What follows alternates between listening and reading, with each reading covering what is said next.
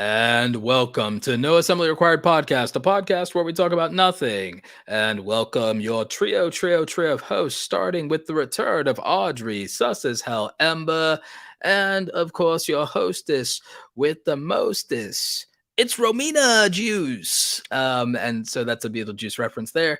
And of course, your dark lord of the interwebs, who is missing his soundboard very, very much, Roberto Blake. Welcome to No Assembly Required Podcast, filmed in front of a live YouTube audience. Please like, subscribe, review, and buy my book. Oh. Wow, you didn't even say please, Roberto. Yeah. I said what I said. Wow. How is the book doing? It's doing excellent. It's doing really well. Still a bestseller. In fact, I think it's still #1 in the podcasting category, if I'm not mistaken. I can check on that now. But it's doing really well. When I get back from Florida, I'm in Orlando, Florida right now. When I get back from Orlando, Florida, it will the proofs for the print version will have arrived at my home. I can review it, and then I can roll the print version live probably Monday and make that available for people once I've had a chance to look over it. We've got 14 star ratings and 5 reviews from verified owners. It is #1 in podcasting and webcasting, #3 in podcast and webcast, and number 74 in entrepreneurship. And I do believe, since people love physical things, when the print copy comes out this coming week, I know that that's going to be an influx of orders. I'm expecting at least 100 orders right off the bat of the print version, and for people to just do that. And then that'll get the number for the rankings up. Even in Amazon's overall Kindle store, I'm ranked 65,000, which is not a small ranking, of course, across all books that are on Kindle right now in Amazon. Out of all the books that exist on Amazon, I'm ranking 6,500, and those are based on sales number evaluations. That's not star ratings. That's like all sales, right? So between sales and reviews over a period of time, I'll do well in the overall rankings, but in my category, I'm dominating my categories, and I think eventually I'll do really well in the entrepreneur category too, on a long enough timeline. And I think so. I think the print book will help. I've started recording the audiobook, believe it or not. I can hit y'all up with a sample of that later if you want, but I've been recording the audiobook. I think I DM'd y'all in our text thread a sample of the audiobook. Did you guys get to listen to that? Yeah, I listened to part of it. Yeah, what'd you think? I think it's great. Well, I mean, I figured that it would be great because that's like it's close to our medium, and but I think also, I mean, you're used to presenting, and you're also used to recording audio with your video. So I didn't expect anything less than that. And you thought the overall quality Totally. and the audio levels, and you thought all that was on par with audiobooks you've listened to in the past? Yeah, I think so. Yeah. Yeah, for sure. Amazon's ACX, which is the thing they use for Audible, it actually has a tool that in real time does a diagnostic of your audio and tells you what you should change to meet its standards of quality. And so I barely had to do any tweaking, and I did. And when I did, it passed the filter every single time. So I feel confident about the overall audio production for the audiobook. And so I've just been filming that in the home office, and it's I think it's been coming out really strong. So by sometime in October, maybe mid to late October, I feel like mid to late October, the audiobook comes out, and then that will re-up things. And I know a lot of my audience really likes hear the sound of my voice. I know all the podcast fans will want to buy it. So I definitely think we'll reach my goal before the end of the year of 1,000 copies across all of the formats. So not each format, but across the whole thing. So yeah. I think we'll reach 1,000 copies sold. We're well over 300 right now, and the print edition isn't even really out. And I know that when the print edition comes out, I move another 200 plus. I haven't made an announcement video on my YouTube channel, so I know once I will do that once the print book is out. So I know once all the things, and I have the print book and I have the physical copies in my hand, and I have all of that for promo. I know that once all of that happens, And I can promo blitz. I know Mhm. that the book does even better. Yeah, I think the audiobook is really going to help.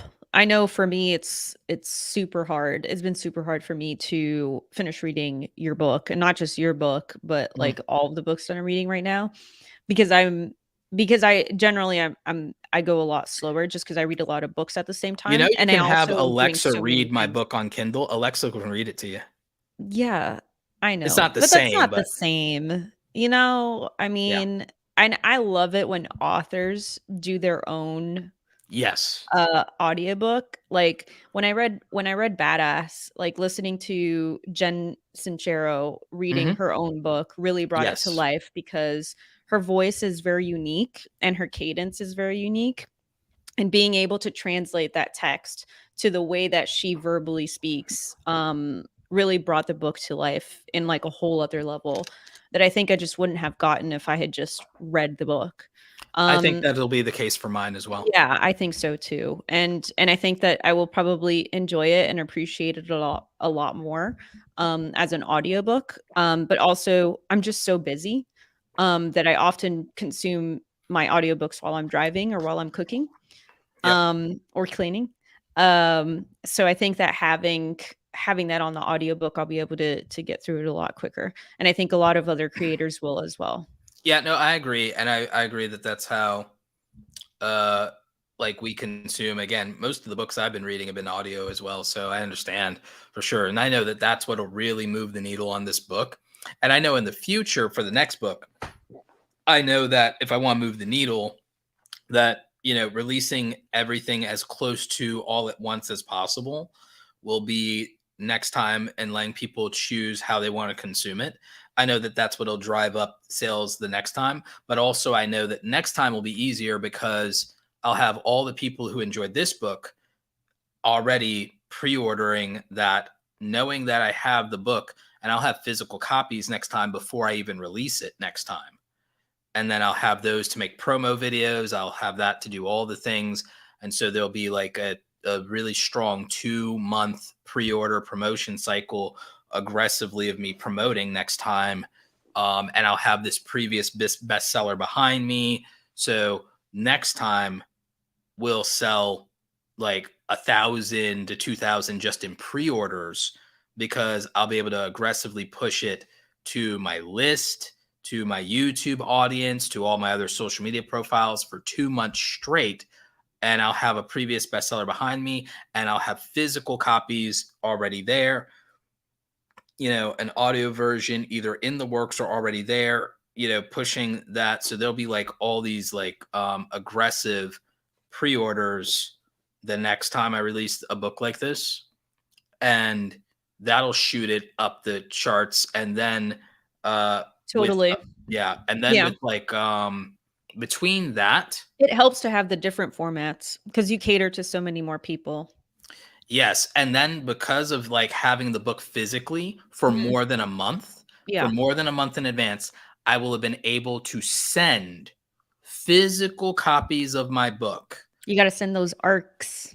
yeah, to advanced readers and to people in BookTube and BookTok, and I'll send it Mhm. to the BookTubers and BookTokers, and to a couple of big influencers, send it to their PO box, handwritten note and all.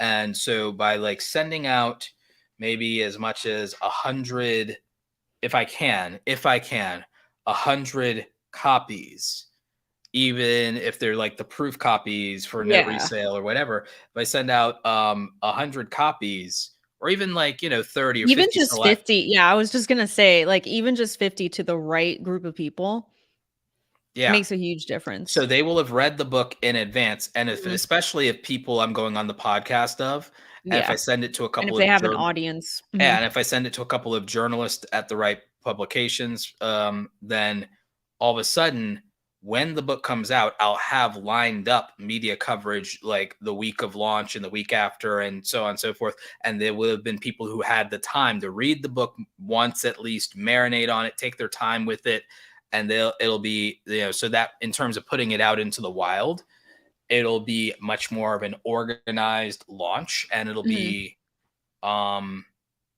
it'll be much Yeah. stronger. I think too, think it's worth also mentioning that you've been fairly organized with this launch, you know. Yeah.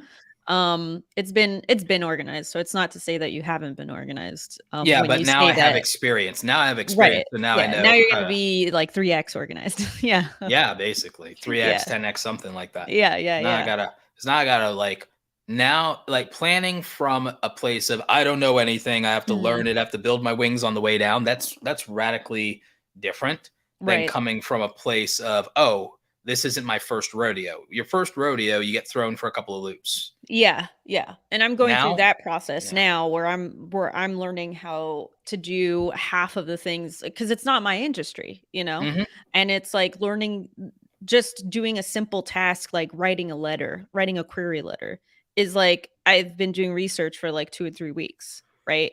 It's just or like what are stuff you like writing a query letter for a publisher? Or yeah, for agents. Yeah, because I'm trying to do traditional publishing for this book. I can just introduce you to my editor. She works for a publishing company, and Mhm. she can probably give you some help. River, like Yeah, they yeah, do. I know River. Yeah, yeah. Yeah. So Why she are can. you I think doing she can. traditional? I think she can help you. Yeah, I've already talked to River. I mean, I opened the conversation with her. So right now I'm still working on uh fixing some of my chapters. Okay. So I'm not quite in the stage of talking to agents just yet. Because I'm working with an editor. And we're going in and hashing everything Yeah. up into tiny little pieces. But I think it's going to be really great. So I think probably in like a month or so, then I can actually realistically start talking to agents. Um, but yeah, I already opened up the conversation with River and told her that I was going to pick her brain soon. Um, but yeah, it's Mm, like the whole process is just it is a learning process, and there is a lot of research that's involved. Um, because when you want to dive into something like this, you want to make sure that you do it right. And I know that like you're coming out with your book now, but this has been something that you've been working on for a while, like a long while. oh yeah. And Wow. I think it's important to talk about that, Yeah. because people think like, oh, Roberto spent like a few months writing it and then blah blah blah. Like it's like nah, like I I mean, gave 9 months of my life to yeah, writing and publishing and and also doing the research too, right? Like finding like out how to do it, how to set up yeah, everything, what's the how to right way to do publish, it. how to I had to Oh, learn everything. the Oh my formatting god. for your book. And Yeah. going back and forth with the designer and Mm-hmm. all of that, proofing, um, like Having different Amazon iterations of what the formats, cover was going to look like. yeah, Yeah. all of that. I showed you all like the designs and stuff like that and what I settled on, which I don't feel like it was settling at all. It was great. It's perfect. No, it's a Um, process. I mean, it's a yeah. process. It takes time. And there's a lot of investing and a lot of learning too, right? But like you Mm, were saying, when you come back and you do it like a second time and a third time and a fourth time, like you've already been through that rodeo, right? It's like yeah. you know what to do because like you had to learn the first Yep. time. And it's Facts. just it's not the same. It's not the same when you go in the second time. I mean, like now if somebody came up to you and was like, "Hey, like I need to set up like a set, like I need to set up for like my podcast," right? You'd be like, hmm done. Oh Like yeah. within 30 minutes, like it'd be I done, mean, this is my setup in a hotel room. right? Like, Because you've done it, you've set it up, and you've dismantled, and you've set it up, and you've dismantled, and you've done that 100 times over. So you already know how to do it, right? So you know how to exactly. pick it up real quick. But it wasn't like that the first couple times. No. No, no, no, no, no, no, I no. remember so the first time that I took like my first real big trip, right? Because I was just starting to do the travel influencer stuff. When I took my first trip, oh my God. I mean, my backpack weighed like 60 pounds. And I was carrying that around town, like as I was doing traveling, because I was still figuring out like what gear I needed, how to travel compact, how to be minimal, right? And it was Mhm. all these things while I was trying to figure out, okay, learning about this place, how do I present this place? How do I host? How do I do all this stuff at the same time? And it was really not practical at all. And Yep. like you see the way that I travel now and it's completely different than how I traveled, a long time ago because I've already learned. I've learned how to travel with all this equipment. Um, Yep. but it's a process. Traveling with equipment is still something I'm getting like trying to get right. I think it's harder than it looks. It is so hard because you want to take everything. Yep. You think that you need everything. Yep. I know the first time I traveled with like I don't know how many mics and this and that and lights and I didn't and I ended up not using half of it, right? I'm realizing I'm overpacking clothes is what is my biggest mistake is I'm realizing that I'm overpacking clothes and that I don't Yep. need that many and that if I needed clothes, it's not that hard to buy clothes when you get there. Yeah, it's not that also most places have toothpaste Yeah. and shampoo. What? What? But a toiletry A bag is not that revelation. bag. A toiletry bag is not that bad and it's not that big. One of the things I have, this weighs a little bit more than it maybe should, but one of the things I have is I do have a tech survival kit. So I have varying lengths of cord. That And is one various of the types. things that I just haven't been able to get down, like I will minimize give because you all the links required. it is the bulkiest thing that I have where I have this same thing. It looks exactly the same, but it's like I haven't been able to get it down because I need it. I need all the cables, I need the chargers. Yep. And it's just like a thing that Nope. is needed. And I have a Mine tactical. is non-existent. I just throw I have a- everything. I have a tactical pen. I have a tactical Wow. pen. You know I what? have Audrey I have a goals. card reader. Oh yeah. I have a card reader. I have a tactical pen. I have an adapter kit to Audrey, are you turn- still using your peak bag? Is that it? My You're just peak like bag? you toss everything into like one of the little compartments. Yep. Yeah, because I remember you showed me that one time when you were like, "Oh, this is the best bag ever. It forces you to be organized." Literally, those were your I just exact. don't That's a throw direct stuff in there, quote. and it's been years. I keep this multi-tool thing here. I also have this which can open up this is a tiny blade that I can use to open and unbox packages and stuff like that. Oh, I thought you were gonna say to pick handcuffs, but No. And so I got that. So like, yeah, I have the whole like thing. So between this Yeah. and a little toiletry bag, like Mm. those are probably two of my most important travel items. Is this and a little toiletry bag that's Yeah. about similar in size, but for toiletries. And so yeah, it's really weird. But Audrey, you wanted to ask Romina why she chose traditional publishing versus self-publishing. Yep. I honestly don't really know what the difference is, so that's why I'm like, because Self-publishing is you do it yourself, and traditional publishing is they do well, it for you. all right. wow, thanks, Roberto. Okay, that's like Well- look at the dictionary. But like, is there a certain advantage to doing it the traditional way? I mean, in this day and age, probably not so much. Except maybe just like to be able to say, "Oh, I was published by so and so." They do a lot of the marketing stuff for you. Yeah, to an extent, but they also want to know how much you're gonna do. Yes. Which is part of the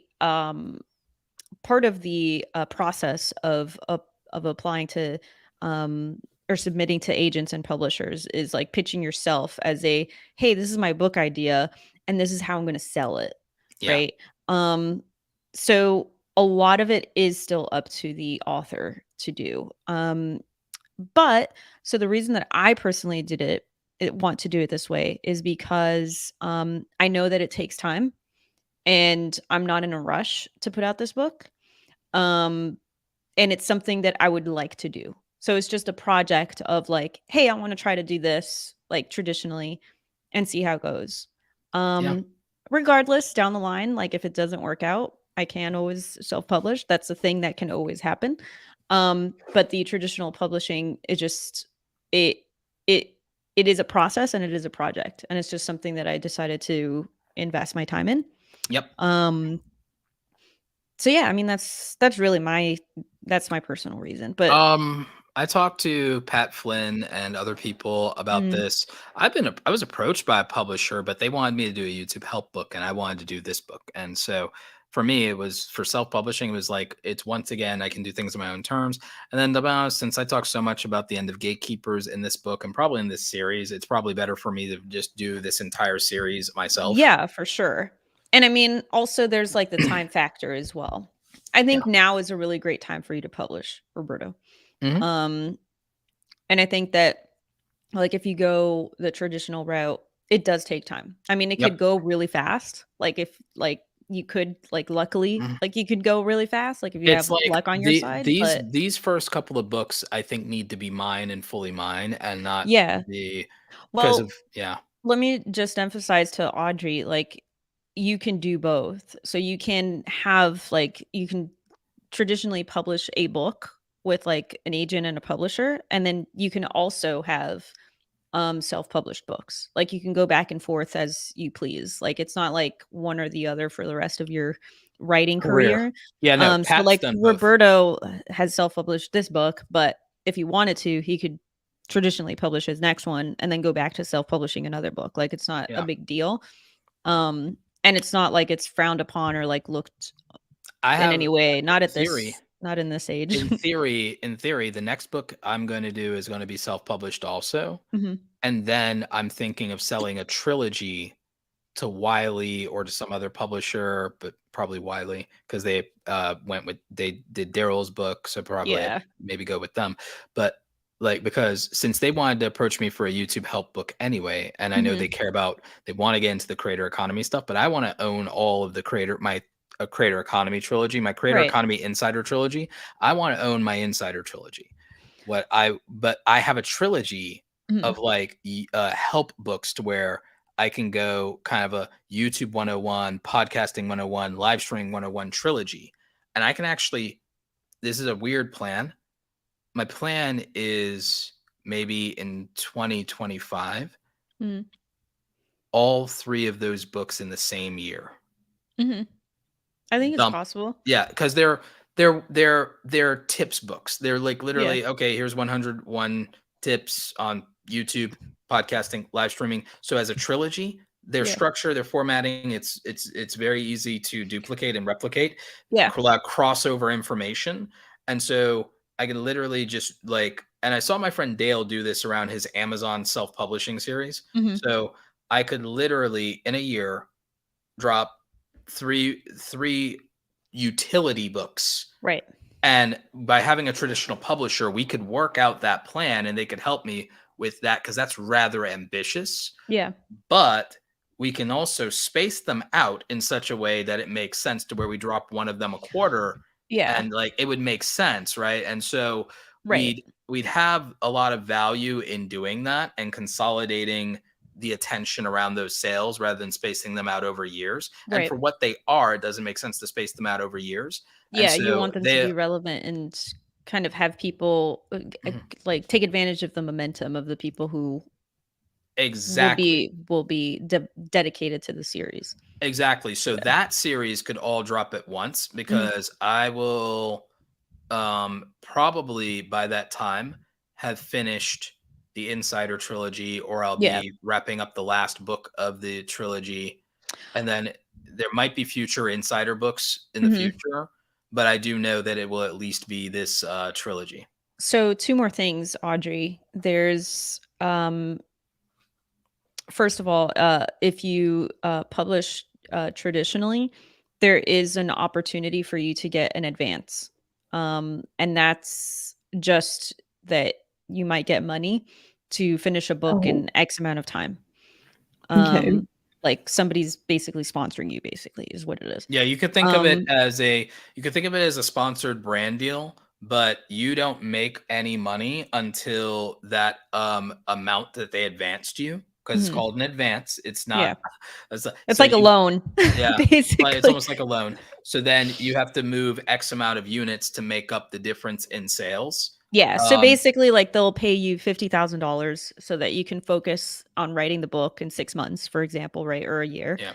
and then once you're finished, then you Yeah, have to basically pay actually your sell. living expenses for a year, Yeah, you have to sell $50,000 worth of it which is basically you have to before you can sell start profiting.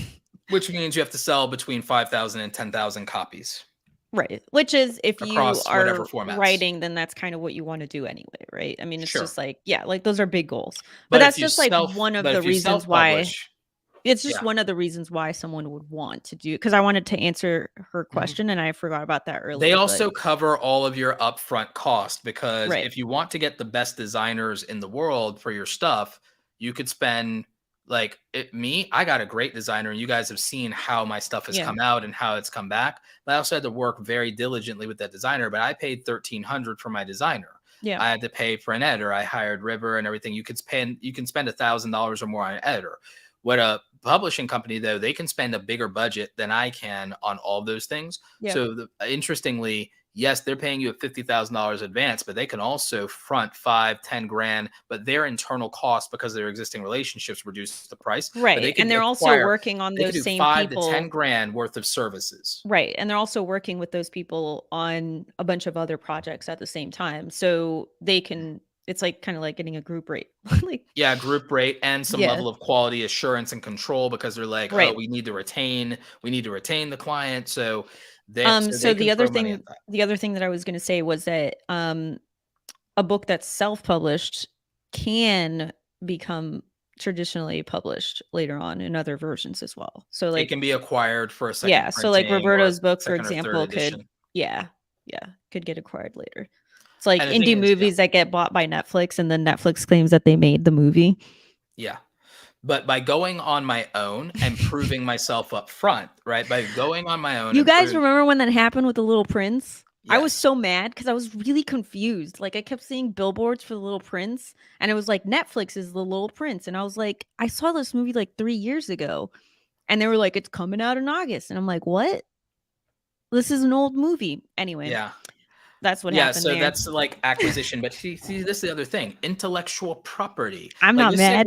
This segues into Audrey's topic, actually. Audrey, you wanted to talk about building a brand. That's actually my topic. I know. I kind of stole it from. Well, we're all going to talk about it. So okay, but wait. But let's talk the reason why. All right. The reason that topic came up is because of Star Trek, because today is Star Trek Day. And so the reason that today is Star Trek Day is because today, 56 years ago, was when the first episode of the original series aired. So it's been 56 years of the Star Trek franchise, which is kind of a long run for an IP. So I think that kind of like sparked the idea of being able to build a brand, and being able to not just build a brand, but build a brand that lasts. Any thoughts on that, Audrey? I think that's a good idea. Which part? A brand that lasts. Yeah. So do you have any ideas on that? What do you think makes a long-lasting brand, Audrey? Like, just in general. Hold on, I need to yell at my cat. Oh my goodness. All right. Well, while Audrey is yelling at her cat, long-lasting brands. I'm back. Okay, she's a back. Long-lasting brand. I mean, I'm thinking specifically about like creator stuff. Yeah, no, that's completely it counts. I was talking. Whose brand is still around that has lasted more than 10 years and is still as 10 years plus and is still as valuable or more valuable? They're either still on top or they're more known than they were at their and they're not past their prime. Who's still got a viable brand in the creator/influencer world more than 10 years later? Who's still thriving? Who's still thriving? How do you define that though? They're not irrelevant. Yeah, what is thriving? They're not irrelevant. PewDiePie? He's practically retired. Okay. He's past his prime. Relevant though, right? He's only relevant when he's controversial. He's relevant to his. Yeah, but he gets like millions of views per video. Doesn't barely. That count? All right, watch this. Okay, I haven't seen any. I'm talking out of like Corey X Kenshin, who has 15 million subscribers, gets more views per upload than PewDiePie does. Markiplier gets more views per upload than PewDiePie does. And PewDiePie has 100 million subscribers, and Markiplier has a little over 25,000, maybe going on 30,000. Corey X Kenshin has 15,000. Creators like iShowSpeed, 10 million, get more than PewDiePie does. Ryan Trahan gets more per upload now than PewDiePie does. Okay, so then creators How do with we a answer your 10th of original? the subscriber count get twice as many or equal views to PewDiePie. You can't say How he's long still has relevant. Markiplier How do been we- doing it? I can He's look. been doing it for like 10 years, right? Markiplier is one of the only examples of someone who's probably still relevant after more than 10 years. Oh, how about Justine? Justine is still relevant and is still thriving. I wouldn't say she's at a peak, but she hasn't really had a decline. She has not had a decline. So let's see. Let me look at Markiplier's Wikipedia. Because I want to see how many years active. How long has he been active? He just hit 10 years. He just hit 10 years. Okay, so then I guess he counts. Yep. Yeah, 33 million subs. Yeah. So he is still, he's still just as, and he's still as relevant or more relevant than he was. I would argue him, and I'd say probably Jacksepticeye, who also is 10 years now, 28 million subs, still going strong. I would say his brand still lasts. Plenty of people have fell off though. Yeah. The majority do. But again, PewDiePie, I give him a little bit of break. I mean, he's still relevant to the culture, but he doesn't have the power behind anything they used to, and it's not even close. And he's rarely talked about anymore unless it's barely a controversy. He's not talked about for any of the content he makes. He's only talked about for controversy. He's not talked about for his content anymore, which is a shame, but like, he's not talked about for his content. Even just a few years ago, he was still talked about for his content. Okay. He's retired now. He's still uploading, but he's practically retired. So then what makes a long-lasting brand? Right? I mean, like if we're looking at something like this that has lasted for 56 years. That's not something that's easy to do. No. I feel like TV though, and like, because like a TV show, it kind of builds a fan base and they always come back for the same thing. But then YouTube, like the creators have to change kind of with the times. Star Trek has changed with the times and reinvented itself many times. I don't know anything about Star Trek, so like it's very different now from how it started. Okay. Star Trek and Star Wars have evolved generation after generation, and they've had to stick around. And you can look at, but some things don't. When you try to change things or reinvent things too much, you can lose an audience too. YouTubers, because Audrey, you're talking about the fact that YouTubers have to reinvent themselves to stay relevant. Sometimes they do that and they stay relevant. Sometimes they do that and it ends their entire career. But it's not like that doesn't happen to TV shows, books, and movies and films and franchises as well, because they can go into decline by betraying their audience in some way or perceiving to portray their core audience in the pursuit of new audiences. The new Tolkien, J.R.R. Tolkien, Lord of the Rings is a really good example of that. Is that, and I hate the media for this because they're portraying it all as sexism and misogyny when it's like you have a fan base of generational people who have for like over 25 years watched the Lord of the Rings films that Peter Jackson put out. And then you have people like me who even before that read the book The Hobbit in school as children.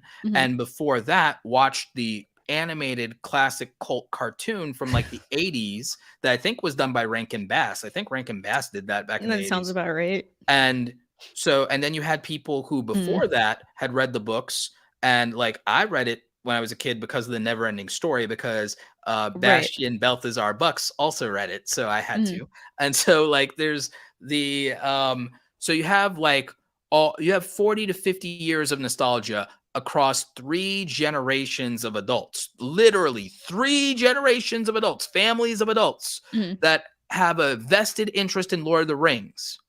You can't just do bad writing and then not hold to the vision of the brand and of the property and the IP and then cry racism, sexism, misogyny, and all these other things. You can't just try to excuse your bad writing and then wrap it up as people being angry about your diversity hires, because I'm Black and I'm pissed about it. So it's like I've only seen one episode, so I can't save for myself. Right. But it's like how I feel about it. But like there's, so like again, you have to there's a refusal to listen to the fans. And I think one of the things that used to make creators stronger than television, but now it's just the new TV. Like, you can look at Mr. Beast stuff, and what's the difference between watching that and a game show or a television show from the MTV era? Well, He's the new MTV. Mr. Beast and the creators of that ilk are the new MTV. But Audrey, what about, I think a good example might be Madonna. In what way? I mean, she's still relevant, right? Yeah, that's fair. But she's an icon. So, okay, building an iconic brand. But, right, exactly. But I'd you don't say just she's an become an icon. icon. I don't think she's relevant. I think she's an icon. I don't think she's current pop culture. She's just a staple of pop culture. So I would liken Madonna to PewDiePie. PewDiePie will always be an icon within YouTube's culture and creator culture, and he will always be a pillar of that. And that's fine, but he's not actively relevant. In the same way that Madonna is an icon, Elton John is an icon, but they're not known for what they're putting out now. Maybe not in the last 2 years. Maybe not in the last 5 to 10, to be fair. I don't know. I think she's had like a few songs that have been on the Billboard, but I don't listen to like top music, so I don't know. But I think that she. Well, there you go. Well, that's just because I don't listen to pop music. That's so fair. It's different. Like I don't. I like find out about stuff like 5 years later. Yeah. Huh? Has she released any new music recently? In the last like 3 years, I don't know. Yeah. But I know that she did have some like songs and stuff. She was like, I think she has. I think more than anything, like regardless of it being like 5 years or not. But I think that I guess I'm trying to think of, is Leonardo DiCaprio a long lasting brand? He's still putting out stuff, and it's still good. Right. I mean, because he started when he was a child. Yeah. Right. Oh yeah, no, I remember because I used to watch all those iconic 80s sitcoms that he was in. But Audrey, let me ask you this, because now me and Romina are diving into the realm of old people stuff. Well, I'm just trying to figure out, like, Audrey, who's a relevant creator right now? Who is a relevant creator right now? And then me and Romina will tell you whether they'll be around in 10 years. Oh, I like this game. Well, I just thought of another person, Philip DeFranco. He's definitely been doing it for longer than 10 years. Yeah, he has been. Wait, he's still relevant, and he's reinvented still himself. Relevant, and also because he talks about stuff that's relevant. So I think that helps. Philip DeFranco will be around in 10 years if he wants to be. If he wants to be, you can think of Philip DeFranco as the almost Walter Cronkite of YouTube. And Audrey, if you don't know who Walter Cronkite is, Walter Cronkite was a news anchor, not a field reporter, but like a news anchor who for decades got America through some of its most important historical and tragic events. And when he left the industry, he was known kind of as peak journalism. And there's never been anyone on the level of Walter Cronkite or Barbara Walters is another name you might be familiar with, leading female anchor and journalist. And so there's not been anyone the likes of Walter Cronkite or Barbara Walters since. But Philip DeFranco will be YouTube's answer to I think that. If he wants to be, he can. If he wants to be. But also I think he retires more than anything, his brand can be. Right, because if he starts to expand that into more of a media company where he wanted to, he tried to, and then the pandemic happened. He wanted to with Rogue Rocket. He tried to, pandemic happened. Right. So he's backpedaled on that. I think he is just a YouTuber, and the YouTube news guys settled into that identity. Yeah, I think he does it for 5 more years and retires. Yeah. So that's the thing, is that he could still be relevant because he'd still be talking about relevant things. But it would really be up to him whether he does it or not. I think he does it for 5 years. He can do it for 10 more years if he wants to, and be great and go out with a massive legacy. Massive. But I think he could do it 5 years, retire with a legacy. He might have more peace if he does. So how about instead of like... I've always seen him retiring at 40.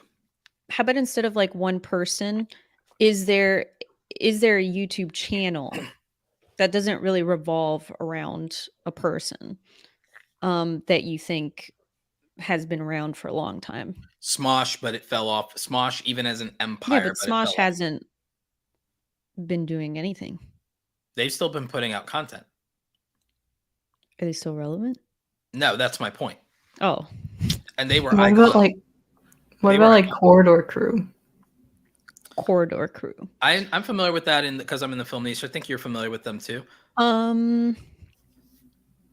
Will they be around? I think they could be. I think they could be. Will they still be relevant? I don't think so. Because they also kind of do it like what Philip DeFranco does, where they Mm-hmm. comment on like relevant stuff. I mean, that also depends on the trend of what people are consuming, right? Because if you think about reality TV and like stuff like The Real World, right, where you're thinking about stuff that's like, okay, that was like a huge hit at the time, Jersey and Shore. you'd think like, oh, that can last forever, right? But it's like it could last forever in the sense that it's a sustainable like form of content creation, right? Where it's just like, yeah, you're just recording like real life, right? That can go on forever because people will always be living life. But the interest in it is what changed with reality TV, because with reality TV, with the internet, reality TV kind of died because people started seeing actual real people vlogging online, so the interest changed. I'll give you a relevant example, Audrey, to creator world where you're more familiar. The entire prank genre of YouTube died. The entire category of being a YouTube prankster died. Yeah. Gone. You cannot be a top tier 10 million subscribed channel doing pranks anymore. I don't think you can even get to a point of being a prank channel and get to 1 million subs anymore. I do not think that you can be a YouTube prankster and get to 1 million subscribers anymore. And if you do, you'll do something, you'll F it up and get canceled before you get to 10 million. And there's no way to scale to 10 million as a YouTube prankster anymore. It is over. And even in terms of vlogging as a stylistic thing is not dead, but as a genre, it's dead. And you cannot get to 10 million subscribers as a vlogger. You can't call yourself a YouTube vlogger and get to 10 million anymore. It's not possible. Yeah.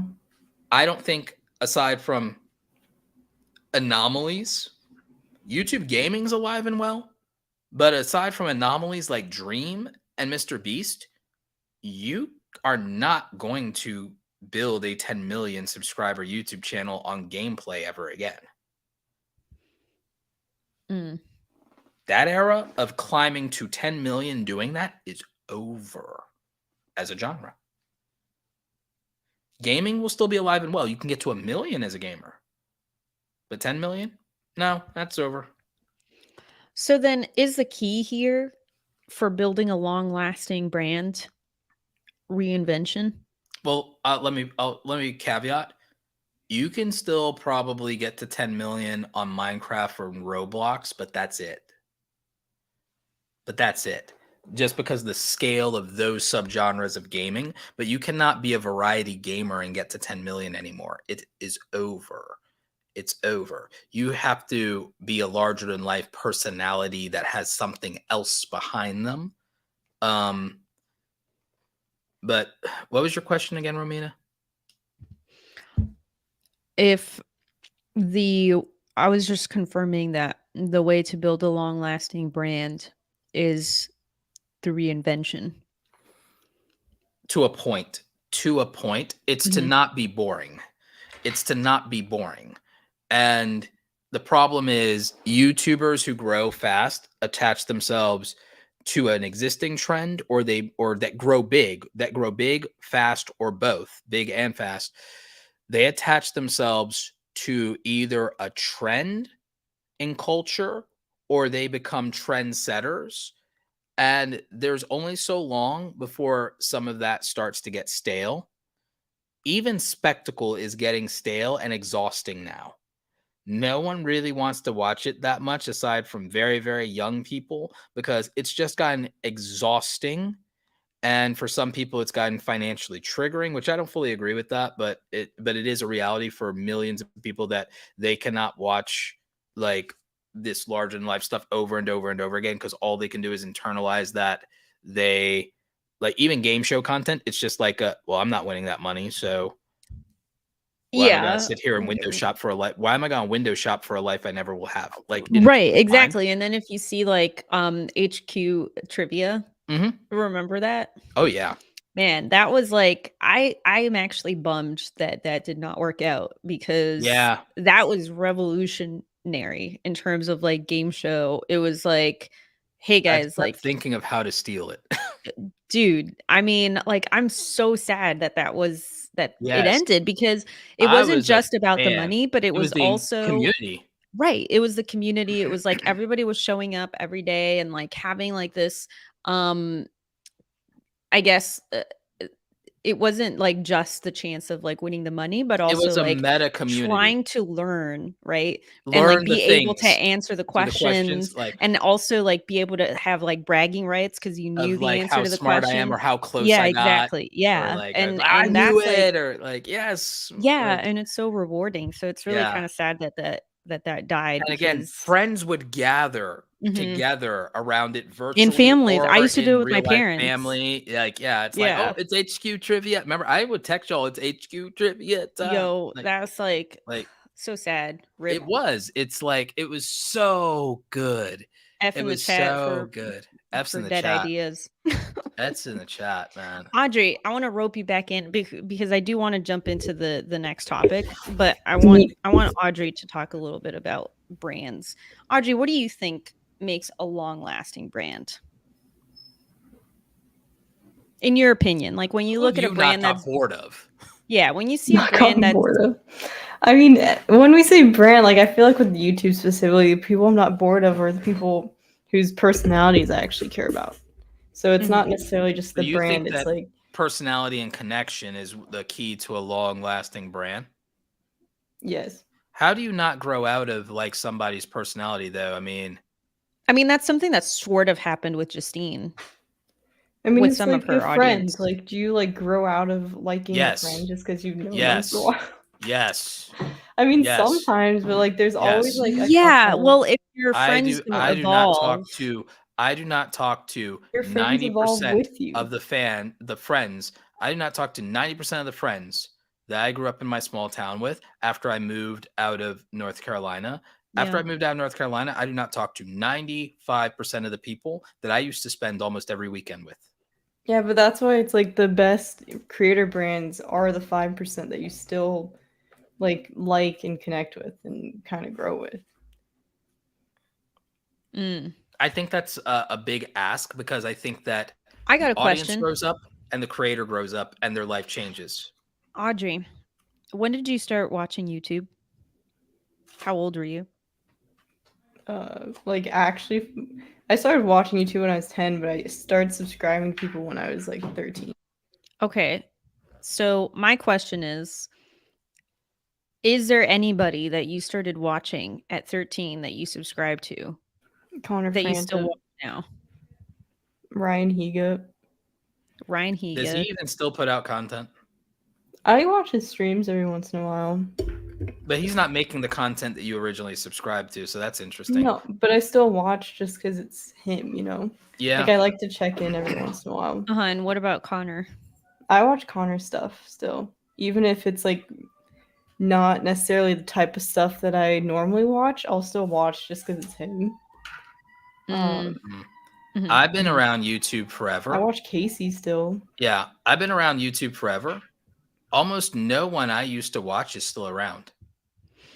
Like, a lot of the people I used to watch are not. They either aren't making the same kind of content because they were trying to keep up with the times and kind of like failed, or they just straight up aren't making the same kind. They just aren't making the same amount of content, so I just don't watch them. Hank and John Green, Philip DeFranco, and Justine are the people I used to watch way like the longest that are still around from that era of YouTube. Less years invested, but still a long time. Marquez, but like I would say that's maybe more of a like the last 7 years, maybe. I wouldn't give it 10. Because he wasn't actually very big until like more recently and everything like that. Uh, PewDiePie, I don't think I started really watching him until 2015, 2016. So again, another 7 years, even though he's been around and stuff like that. Markiplier has been around for 10 years, but I only really started watching him maybe 6 years ago, like 2016, something like that. So like most of I the think people I too watch, a lot of the people that I was watching before when I first started were also people who Mhm. were my friends or became Yeah, my that's friends. fair. Because And you were so OG. You were OG. yeah, and so like people I mean like Strawberry 17, like she still makes videos, but I not met really her, so but much oh my god, anymore. the fall off was hard. Yeah. She's been through so much though. Yeah, she has. And I mean, I've known her for a while, and I think that like she also used to do like daily vlogging, which again just stopped working. That'll do it. And so like having these people that I actually knew, it was like I either stopped watching them because like they become my friend and like I Mhm. just didn't watch as much, Yeah, or like they just stopped doing YouTube altogether. yeah. Um I've watched for a very, very long time Black Nerd Comedy. uh-huh. So Andre's still doing I used well. to watch I used to watch Andre. Swoozy still Mhm. doing well. He's not the king of animation story time like he used to be, but he's still doing well. Yeah. He's still very relevant, I would argue, in his genre. In his genre, he's still relevant. In macro YouTube, he used to be much, much more relevant, but now there's a lot of people that have overshadowed him that started because of him. That happens sometimes Oh too. yeah. Yeah. Um, So what Chef in the chat says something that I agree with. We lose interest in things because we grow and change. If the brand or people don't evolve to align with that, we lose interest. I'd agree with that. I'd agree with that. I Um, mean, my brand certainly evolved over. That's why I'm still relevant in now. Is like my brand evolved, my brand grew, and it evolved with my Also, what career. Chef says that they still watch Roberto, Oh, being that's Roberto nice. Blake. Thank So you're still relevant to someone, Roberto. you. That's nice. Like, I actually still have OG fans who remember watching me in like 2014, and they're still around, and like I still see them at events, and they're still like, I'm an hey, OG fan. yeah, you are. You are. You know, you really are. You Yeah. watched my stuff and you reached out to me. You were one of the first people to reach out to me when I moved to Atlanta. Yep. And I had other people who were tagging you too. Hmm. And they were just like, "Oh, you guys should meet." And Yeah, I'm no, like, so "Yeah." that's good. Yeah, no, that's cool because like And yeah, I Audrey, mean, I don't know where she came from. She just kind of like appeared like the sun baby. she I She's found because just like, Roberto "I in a am YouTube here." comment. wait, what? I remember I found you because you commented on a video. I think. Oh yeah, I commented on was it your B-roll video that I you think and I don't Cody did? remember which one it was, but yeah, it was one of It's those. probably around that time. It was something yeah, Cody and Peter McKinnon brought us together. Like so like there was that, and then here's another like interesting like okay, I so think I like found Audrey because of her women video that she did, like collab. uh, The women collab. Yeah, Let's go. it was like a bunch of girls, and I think that's how I found you. I Mm. think somebody sent that to me and was like, "Oh, she's in Atlanta." I think okay, that's what it yeah. was. Like there's god, were there channels that I outgrew? Yeah, there's some channels I outgrew. I won't really name them, but there are channels that disappeared or fell off or they kind of stopped or they're not like the one that makes me the saddest probably is Freddie Wong. Um Yeah. yeah, that makes me the saddest because I felt like he set the bar and the standard for what a creator could be for a very long time. I'm gonna And say something controversial here. go for it. I used to love Tobuscus. That's not controversial at all. It He got canceled because our culture I say doesn't. controversial with the /s. Yeah, no, he got canceled because he was doing the Hollywood lifestyle. And the thing is, I know that Sure. the stuff that got thrown out there and everything like that, but both he and his girlfriend are unreliable narrators about their situation because they were both drug addicts. Yeah. And And that's that's part of the Hollywood thing. It was a he said, she said. He was like Tobuscus, from my point of view, was Johnny Depp before Johnny Depp was. Yeah, And and I he's mean, deserving of a redemption, and what happened to him is unreasonable, unfair, and it was that no one wanted to hear his side. I just like I used to think he was very funny, He and was. I'm not saying that he's not funny anymore. I'm just saying like Yeah. I just haven't watched him, and it's not because of everything that happens. Like I It's that actually he tapered off like stopped. before, Yeah, no, he but stopped making the content that people loved as a result of the emotional trauma he went through because of everything that happened yeah, in I his. also grew out of it. I was Yeah. just like, yeah, I'm not the But he was, demographic yeah, no, anymore. he was But Toby Turner, Tobuscus. He was the goat for a minute there. He was the goat for a minute there. So yeah, I that, like I that is used to sad. think he was like hilarious. I mean, that's why He I was was. watching his Yeah, content. Yeah. he was. So that's Um, sad. So but that one's sad. I think we Who? should hop into talking about social media since we've been talking about this for like 50 Yeah. minutes. I want to make sure that we talk about the social media Oh stuff yeah, yeah. before we end this. So, so I've come to this weird thesis to where, Mm. as I study the psychology of social media, as I've been doing for many, many years, and been thinking about this, thinking about the creator economy, thinking about creator mental health, yada yada yada yada. And again, I kept talking with everybody who would talk to me about this at VidCon. No one disagreed with this, and I likened the fixation, addiction, and the dopamine receptors linked to the interaction with our phones, the pickups, all of it, and what it does to us, to abusing a controlled substance. So basically, a drug. I like, and so I believe that phone addiction is just as problematic and as valid as being addicted to a substance. And I would say it's less like the hardcore drugs that everyone immediately would want to go to and everything like that. And I'd put it kind of in the same category as alcohol and tobacco in terms of abusing a substance. I feel that phone addiction and social media addiction are like that in a way, but it's absolutely a stimulant. It's absolutely a stimulant. So maybe you could liken it to that, or you could liken it to taking Adderall, you know? So when I say that, it's like, I'm not trying to be facetious or compare it to like opioid addiction per se, or to that sort of thing, or to taking meth or heroin. But I'm like, I think that social media and the phone, I think that you could liken the addiction of that to abusing, um, like how people would abuse Adderall or like caffeine pills. Yeah. I mean, I don't even know. I feel like that's just like if you ask most people what their screen time is, it's almost used for the same purpose to like distract yourself from like life almost. Social media addiction and phone addiction is up there in terms, and people don't realize what a crisis. It's up there with porn addiction, and it's a real crisis in terms of like, it's a problem.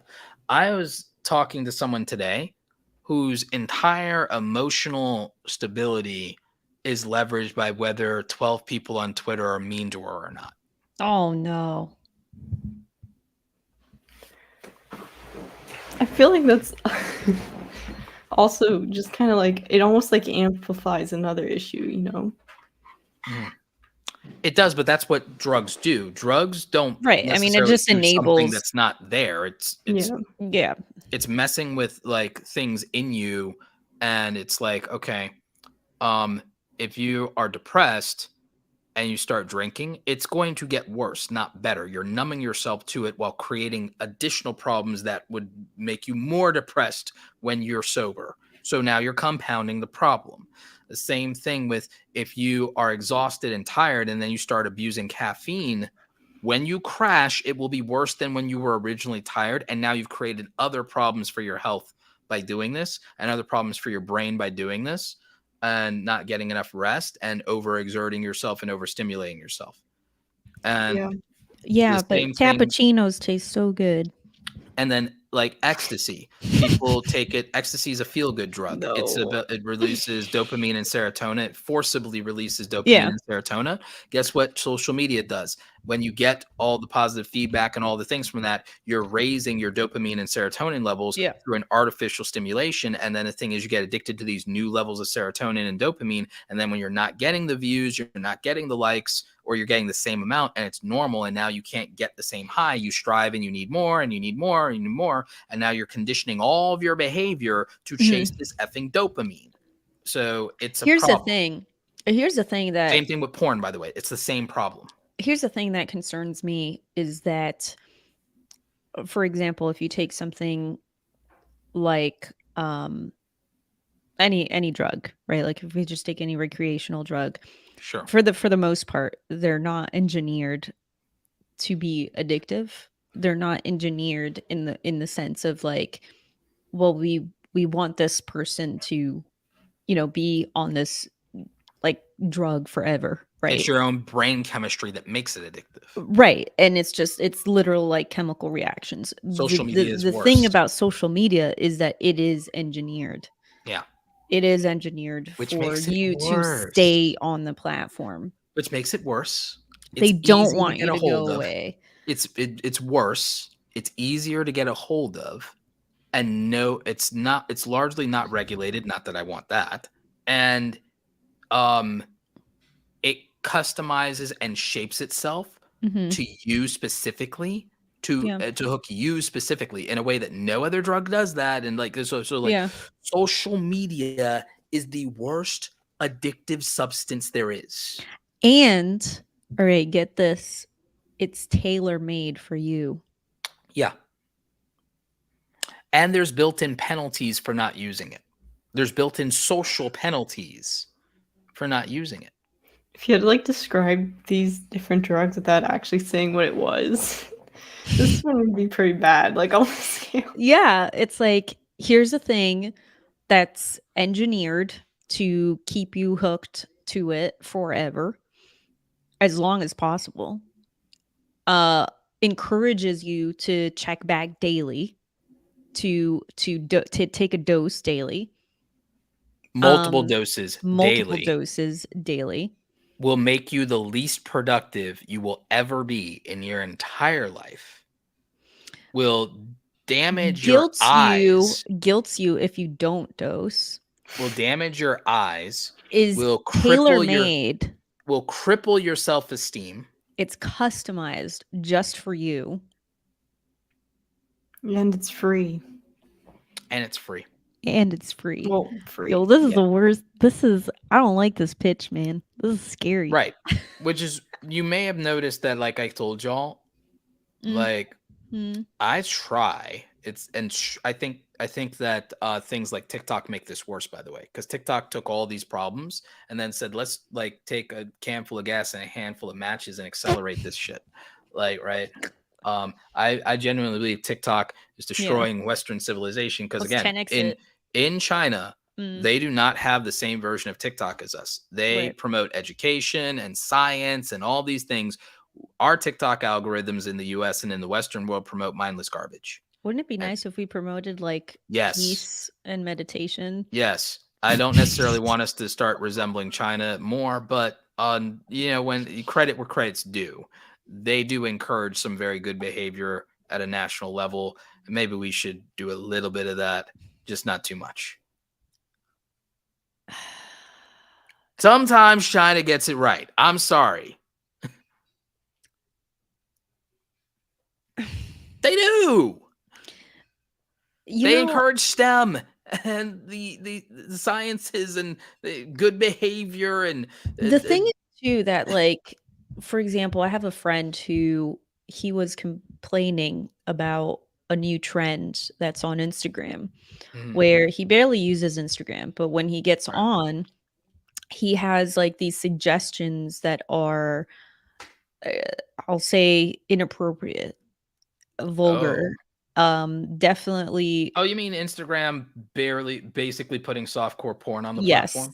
Yes, because of the e-girl to OnlyFans pipeline. Yes, and he's not interested in it, and he You can't doesn't escape engage it. with it, and he doesn't click on it, but Even it if you're not keeps getting following it, you cannot recommended. escape it because of the number of people that interact with it get Right. boosted in the algorithm, And he even if was you're telling not. me like the stuff that is there like is very vulgar. No, I've seen what's going on. Yeah, no, And it's like a trend where it's like where one person like posts like the same, like where multiple people post like the same trend, right? Like on TikTok where it's like there's one This will dance and get everybody's doing the same well. dance. It's like the same Twitter thing. does not ban porn from Twitter. Actual sex Right. acts are on Twitter. Twitter is, I guess, trying to be all sex positive. I don't think this is a good thing. I Yeah. think this is a horrible idea, and I like. Yeah. Yeah, this is bad. And by the But way, Twitch suspended someone, a female streamer had sex on stream. Like actual sex on stream. Suspended for 7 days. 7 days. wow, 7 that's it. days. 7 days. I don't want anybody ever banned for saying effed up stuff ever again. I don't want anyone perma banned for why the hell is Gideon perma banned for L plus ratio in Pokemon's chat? Perma banned. Right. But a streamer has sex on stream and like I believe she's an OnlyFans model. I'm not 1,000% sure, so don't quote me on that one. But like is suspended for 7 days and is back and uploading and like that is ridiculous. That is a ridiculous double standard. Like free Gideon, put him back on the platform. Hell, I don't necessarily love everything the guy says. It always goes without saying and everything like that. But if you're going to let someone have sex on stream, you can't sit there and say someone like Andrew Tate should be banned. Right. Like, yeah. And so that was kind of like his I'll give you Trump and Alex Jones, but that's ridiculous. That was kind of his point, right? Where he was just like, I don't understand this because there's like, on the one hand, I'm being told to respect women and I'm being told this and that and like a bunch of stuff. And then on the other hand, this is what I'm being fed whenever I'm going on. Sexually exploitive content is allowed to exist on Instagram and on Twitter. Right. Sexually exploited content. You cannot sit there and say that sexually exploitive content is not more harmful to women, is not more harmful to everybody that's consuming it. So that's the thing is that like, so he sees that every day unwillingly. Voluntarily. And but I don't. Like that's not the stuff that pops up for me. I mean, I barely use Instagram, but when I do go on Instagram, like that's just not. I didn't even know that was. Thank God, all of my animal attack videos are the most thing I get in Instagram and everything. Because for me, that's not triggering, and they do the sensitivity warm. But thankfully, I get my like, remember how I send you guys those like videos of nature, where it's like nature attacks, and it's like, and how I just love seeing like the bear drag the cow into the thing, and they're like, "Is the cow still alive?" It's like amazing. Thank you, Instagram. That Komodo dragon. Oh, the Komodo dragon. Oh, eating the goat. Oh my God. Yeah. And the one where it ripped the turtle's head off the tortoise, the big old Galapagos tortoise. Oh, trigger warning. Sorry, guys. Sorry, guys. It was like, but we're getting too excited. But it Channel. reminds me of that leopard that ate the alligator. Remember that? Where God. Where it snuck out of the water and just like, yes. Just like, yeah. And just like, I mean, like I grew up with the Discovery Channel. Oh my God. This was the type of stuff I was watching when I was like 4. So yeah. But going back to it, my point with that is just that like I don't see that, but he does. Yeah. Right. Well, it's because viewers like him, aka men, viewers like him, exactly. made it so popular. I mean, like they're not showing it to me because they're like, oh, she's because viewers like you are not exactly. Yeah. But it is interesting. It's very interesting. Oh yeah, it's like, and it's so weird, where the line for these things are. But it's so weird. But again, these things are like. But again, the addiction to social media, the addiction to the phone, the addiction to free online porn, and now the social media platforms amplifying these things. It's dangerous. It's legitimately dangerous because of what that does to people and how it desensitizes people, how it addicts them, how it makes them unproductive, makes them unfulfilled, unhappy, depressed. There's so many horrible things that this does to where it's like, Okay, but then again, we're all on social media and we all like use social media and we use it in our business. But the thing is, I've decided to limit my social media to productivity mode only. And again, I've been creating more, consuming less, creating more, because I realized the last 2.5 years of the pandemic that I was depressed was because of what I was consuming and because it was addicting me to consuming an endless spiral of all the depression porn, essentially. Like, oh, the world's coming to an end. COVID, da, da, da, da, da, everything. Oh, everything's bad all the time. Riots, streets, cities burning, all the things. Civil war. Da, da, da, da, da, da, da, da, da. Orange man bad. All of it. It was not. It was a constant stream of doom and gloom and depression. And the thing is, I couldn't stop. Like unless I made myself, which requires a tremendous amount of discipline. And it took me a long time as one of the very disciplined people in the world to do it. So if I am vulnerable as a disciplined hardcore workaholic. If I, as a workaholic, can't tear myself away from it, no one has a defense. No one's safe. Even for me, it's very difficult to do. And I feel like I have a lot of self-control. Like I was never really like someone who, like I was never addicted to TV or video games. Like, I'm when it straight was edge. time, I've never taken drugs. when it was time to end, like it was time to end. And I was like, okay, whatever, I'll come back tomorrow. Like it's not a big deal, right? But like even like for me, the hardest thing for me is Twitter. Yeah. I don't feel I'm addicted because if I remove it from my phone, I'm not looking for it. I don't get itchy. I don't get anxiety over it. I'm not like, where like I need to get it right now. And even so, like I have it on my phone, but I don't have it on my home screen. Like I have it hidden. So it's not like a tap away. I actually have to search for it, which is like an extra step, right? But even with that, like once I'm in the app, it's hard to tear away because I start engaging, I start talking with people, and it's so easy to communicate and have conversations with people. And that's my hook, right? Yeah, because I'm a very community driven person. And so like Yes. having that sort of engagement at my fingertips is something that's very difficult for me to tear away from once I'm invested. I've been prioritizing replying to my YouTube comments more again, and that's helped take me away from Twitter because I can prioritize that platform. Plus, I'm monetized there, and that's my real like core community. I love Twitter, and I love it gives you growing. incentive. Yeah, but the thing is, I've gone to qualitative over quantity tweets. If you guys have noticed lately, is I tweet more. Yes, I'll engage and reply with people, and that's the most vapid my tweeting will be, is engaging with other people. But notice that I've moved to a strategy of where I'm farming Twitter engagement and follows by either posting really cool data-driven case study stuff, or I'm promoting my book, or I'm in someone's Twitter space, or I just post a question or a poll and let the engagement do the work, and then I reply to people as I see fit. And so I've been able to, and you've noticed I've been growing more on Twitter with this strategy. I'm almost to 66,000 in Twitter now. And it wasn't that long ago that I had just crossed 50K. So like I'm growing substantially in Twitter, growing by another like 1,000 to 2,000 a month now by going like with a strategy of how I use it, and I'm consuming less and engaging in. I mean, I only engage in other people's stuff in the most meaningful way possible, but also aside from other influencers, people I like know, like Viper or one of you, but like, I've been just using it less and using it more intentionally, and it's getting better. It's getting better for me as I do that. I also mute the shit out of a lot of things that are not relevant, and I put a bunch of mute. I aggressively use mute words now.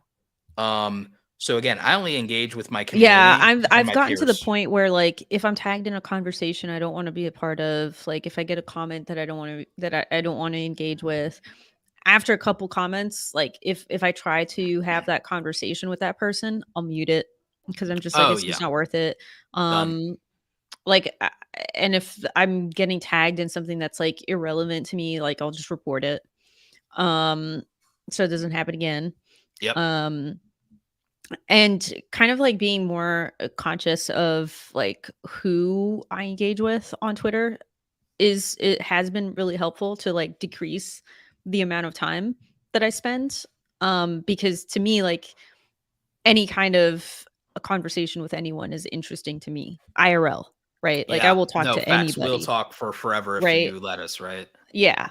Yeah. But online it's a little bit different, and I it's agree. it can really like draw you in and pull And it you can be into draining. It can be it can be, like yeah, in so because you're many just ways. like there like looking at the screen and just like typing, and it's Yep. like And you can't really do anything else when you're doing that, to be fair. Like right, the only thing you can do exactly. is listen, maybe to listen to something, listen Yeah. to an audiobook or something. Audrey, I want to ask you, as the Gen Z in the room, how do you deal with TikTok and like the fact, like how many hours a week do you think you spend on TikTok? How Too many many. hours do you think it is roughly? And do you think that 20 hours. do you think your generation struggles with social An media entire addiction? day. Do you think your generation struggles with social media addiction? And what do you Yes. think is the worst culprit in TikTok. Okay. TikTok's just like What's so mindless. addictive? Why is it so addictive? Why is TikTok so addictive? It's just bad because Did you it's just like yell at the catered- cat? Yes, I did. He's being very annoying right now. It's because it's like mindless stuff. I still watch a lot of YouTube, but I think hours wise, I probably watch more TikTok now. But it's not How many a good hours thing. a week? I don't know. I could check. How many do you think it is? At least like one a day, like minimum. Oh, that's like that means I know, you're it's bad. probably close to edging up to 10 hours a week on TikTok. Like, and that's But on keep top in of mind, I don't watch you don't watch anything TV. besides Well, YouTube. I do watch YouTube, but I've started watching YouTube mostly like Passively when I'm just eating listening to it or something. or like if I'm But when you're on taking TikTok, you're deep into TikTok and you're scrolling. I yeah, bet you you're TikTok is close just kind of to like I bet you you're up to on the weekend. You must be killing it on TikTok. You must be killing a lot of time on the weekend on TikTok. I don't know. I don't know if I watch more TikTok than YouTube overall. I'd have to like check my. I'm betting it's 10 hours a week. I bet you spend 10 hours a week on TikTok. I mean, honestly, probably, which is not a good thing. I've like been thinking about that recently that I do want to cut down on the What amount would of you do TikTok. with those other 10 It's just hours if you were to cut TikTok down to 1 hour a week and you got 10 hours back? What would you do with the 10 hours? Anything else? Well, what do you mean anything else? 10 hours is a lot of life. 10 hours is a lot of life to live. Yeah, I mean, you could run every day. Yeah, I know. I'd probably get more consistent with working out, or I want to start reading again. Oh I know God, that I'm gonna have fixes your some attention books span. I know. I feel like it'll actually help kind of detox a little bit from like the speed. Yeah. Because TikTok is so fast. What do you want to read? Well, she's got to read your book first. Oh, yeah. Fair. Oh my God, the cat is sabotaging the stream. I think Alan has some books for me, so I'm going to read whatever he gives me first. Oh, wow. He's giving you homework? He is. Do I need to have a conversation with him? I feel like you should be happy he's giving me books. I feel like this is something you would no, I do approve of it, depending on what the book is. But also, if it's getting you off of TikTok, then I think that's okay. But I think also depends on what you're consuming, because it's not just the fact that you're consuming, right? Because like you could spend 10 hours on TikTok, but you could also spend 10 hours reading garbage. Reading garbage. Well, but or rather stuff that isn't going if you're doing physical reading, even if it was at something least it gets you out of the screen. Well, no, your attention span gets better, and then the fact of physical reading, it does help you with your thought processing, parallel processing. It improves reading comprehension as a whole, which is always good. It improves it'll probably be more like your cognitive ability. It reduces cognitive decline and Alzheimer's later in life and dementia later in life. There's no, even if you read junk, there's no downside. Even if you read junk, there's not a downside. I agree. I mean, it's hard to find. It's hard to find junk. Honestly, you just feel worse when you watch. Like when you turn your brain off like that when you're watching TikTok, Twilight. You just feel like Twilight. It's not hard to find junk. Like even after reading Twilight, at least I feel less like garbage. You know what I mean? Like barely, but also you're activating Well, okay, with stuff like that, I mean, you're Activating your activating your imagination. At least it's imagination. yeah, it's And like you're a again, story. It's not it just improves your mindless cognitive film. ability. It improves your it's just a proven fact. The data is in, the science has it. Reading, even if it's trash like Twilight, improves your cognitive abilities. Yo, Rusty's been a little brat. Rusty It the really Brat. is. I don't know what his deal is today. It won't stop. Yo, you being gotta annoying. spank him. Give him a little spank. No. It doesn't do anything. Oh, she's tried it. I've not. No, I've not. I'm just saying he's a so. spanker. I used to spanking bite the cat. Rusty. He'd bite me. I'd bite him. That's how it Oh, works. that's that. I'm down for that. Yo, That's- guys, you want to hear a story? So, I used to be a biter, and I got in trouble in school one Ooh. time, Oh, and I was brought to the principal's office and everything. And they called my mom, and they were like, "Listen, this has to stop. You know, she can't keep biting the other students because that's just not good. So either she stops or we're gonna kick her out." And when I got when I got home, my mom was so mad. She grabbed my arm and she bit my arm. And she was like, "Oh, you don't like it, do you? Bet you're not gonna bite anyone ever again." And I never bit anyone ever again. damn. She So it worked literally on she you. grabbed my tiny little arm and she goes, "Chomp."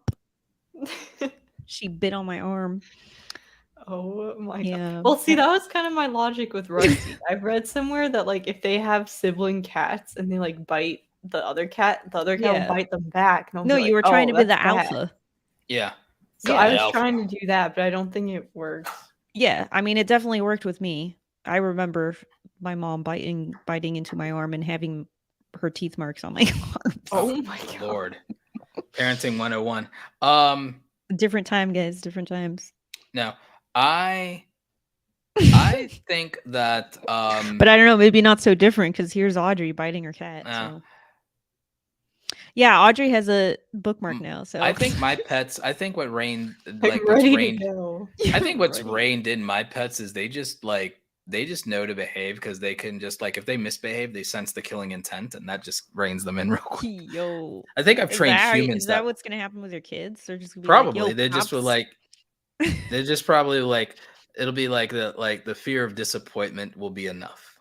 Like it's like Yeah, maybe you're not physically killing them, but maybe like no, the killing killing their soul. intent. It's leaking hostility. Yeah, It's no, like I get that. I get everyone that. is sensitive. Like most people who are not completely desensitized to things are sensitive to intent and to they can read the room and they can like read people's emotions. And when they sense hostility, This is actually like a really good point that I want to bring up too, which ties into the social media stuff. Do you feel like this is something that is enabling people to not feel through social media? Do you think that they're becoming more desensitized to this sort of thing and not being able to read the room? I think they're desensitized and they're desensitized and desocialized, while Yep. also it also has this one other aspect that's very sinister and is responsible for cancel culture as we know it. Right. It increases hypersensitivity and hyper rejection sensitivity. A feature you and I already know about of like having some levels of emotional deregulation and hyper rejection sensitivity as a feature of ADHD, and other people who are neurodiverse experience these things sometimes too. That's now becoming neuronormative, and that's bad. It's being conditioned into being neuronormative by people who use social media a certain amount, are having the negative features of some aspects of neurodiversity introduced into them and normalized, and that's becoming neurotypical. We do not want some of these things becoming neurotypical, and they are, and that's a problem. And I'm not just spouting this shit. I've talked to psychiatrists, I've talked to psychologists, I've talked to people studying social media because there is something I'm looking at about whether I write something in the future that covers more the dark side of the dark side of social media. The dark side.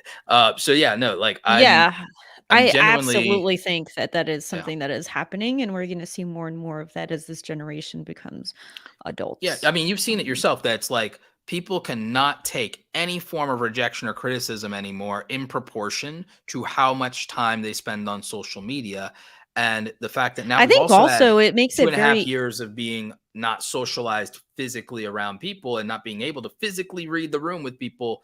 It's like, and now we have things like Also, Zoom fatigue too. So also, when you're online, you can easily block people you disagree with yes, so echo or chambers and people not who having disagree with to, you, so you right? don't So as have soon as you to, get criticism, you can hit block. Whereas if you are IRL, you can't. you're in So having these IRL. discussions are very different. IRL, when you're challenged, you're forced to process that. You're also Mhm. forced to process intent and tonality. And the Yep, thing and is, your with social reaction. and with Mhm. social media, exactly, you school your own expressions and your own reactions as well. Social media, you can there's no tonality in a lot of ways, Mhm. and it's left so open to interpretation that people that are predisposed to reading neutral cues as negative cues have again even reinforced hypersensitivity to rejection because they're Yeah. processing neutral words as an attack. And the thing is, they feel justified. And then they have an echo chamber of people who are processing neutral words as an attack and not realizing Oof. the problem is them. The problem Yeah. is them because your internal processing is not regulated correctly and you lack any other inputs to help you understand. Because the thing is, even someone who would normally is hypersensitive to rejection, Mhm. has hyper rejection sensitivity disorder, or does not have or has emotional regulation problems. Anyone with those features in real life at least can balance that against physical cues and verbal tonality, and then can realign and reassess it in real time to realize there's a possibility that this is not someone attacking me or being bad. And in real life, they have the ability to recommunicate that if they're reading your expressions and realizing you're physically, I realize you're taking it the wrong way or you're using defensive posture. In real life, those things can be de-escalated, they can be clarified, and people can get to a healthy place with them. You have none of that in social media where tonality is not there and facial cues and expressions are not there. And so it makes it worse and amplifies these things even worse and more so than they would be IRL. And so it's actually really bad. It's really bad. Mm. And it's becoming a massive problem because in that frame, the reaction can only lead to an escalation Yeah. or doubling down into an echo chamber, which leads to radicalization. So you either escalate conflict instead of learning conflict resolution the way you're forced to in real life. In real life, you are forced to vis-a-vis a social mechanism, a survival mechanism, an acceptance mechanism. In real life, you are forced to learn to deal with conflict resolution.